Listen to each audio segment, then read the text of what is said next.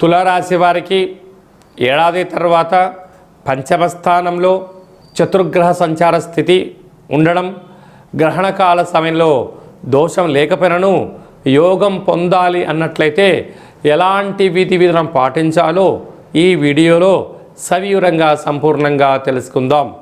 రాశాధిపతి శుక్ర భగవానుడు, ఏడాది తర్వాత రవి భగవానుడు కుంభరాశిలో ఆత్మకారకుడు సంచారం చేయడం, రుణరోగ శత్రుకారకుడు కుజుడు కూడా అక్కడే సంచారం చేయడం, అలాగనే బుద్ధికారకుడు బుధుడు కూడా అక్కడే సంచారం చేయడం, రవి బుధుడు కలిసి ఉండడం వలన బుధాదిత్య రాజయోగము, వాస్తు నరదృష్టికారకుడు రాహు సంచారం చేయడం వలన నూతనంగా వివాహమైనటువంటి దంపతులకు పుత్రికా సంతాన యోగము, ఐశ్వర్యకరమైన జీవితాన్ని వీరు పొందబోతున్నారు.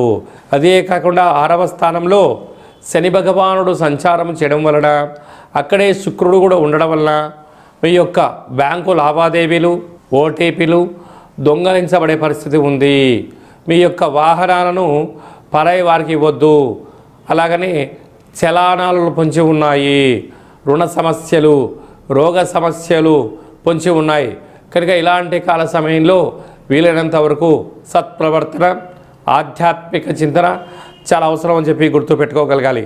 భాగ్యస్థానంలో గురు సంచార స్థితి ఉండడం వలన వృత్తులలో, ఉద్యోగాలలో, వ్యాపారాల్లో ప్రమోషన్స్ రావడం, ఉన్నతమైన జీవితాన్ని కూడా పొందబోతున్నారు.